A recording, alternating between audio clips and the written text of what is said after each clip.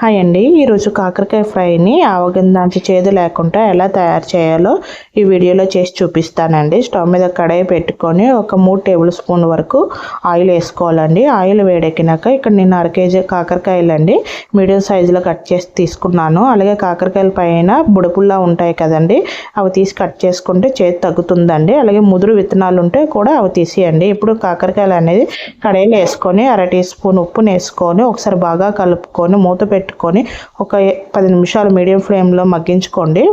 10 నిమిషాల తర్వాత ఒక 40% కాకరకాయలు ఎగుతాయి. ఇప్పుడు 1/2 టీ స్పూన్ పసుపుని వేసుకోవాలండి. ఒకసారి బాగా కలుపుకొని మూత పెట్టుకొని 15 నుంచి 20 నిమిషాలు మగ్గించుకోండి. పసుపు వేసుకోవడం వల్ల పసరు వాసన అనేది రాకుండా ఉంటుందండి. కాకరకాయలు నాకు 25 నిమిషాలకి ఇదిగోండి పూర్తిగా మగ్గిపోయేవి. ఆయిల్ సపరేట్ అయిపోయింది కదా, ఈ విధంగా మగ్గితే సరిపోతుంది. ఇప్పుడు ఆయిల్ నుంచి సపరేట్ చేసుకోవాలండి వేగిన కాకరకాయలను. ఇప్పుడు మిగిలిన ఆయిల్లో 2 టేబుల్ స్పూన్ల పోపు దినుసులు వేసుకోవాలండి.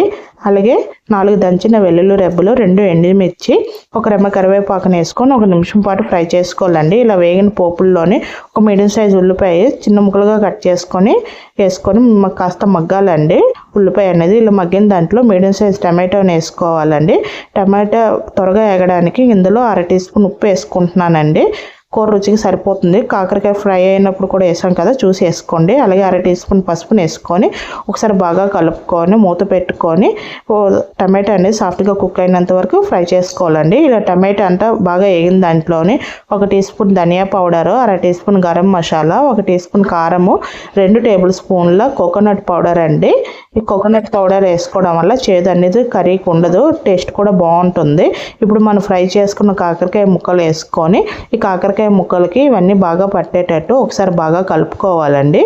స్టవ్ అనేది మీడియం ఫ్లేమ్లో పెట్టుకొని కలుపుకోండి. ఇలా కలుపుకొని ఆఫ్ చేసుకోండి.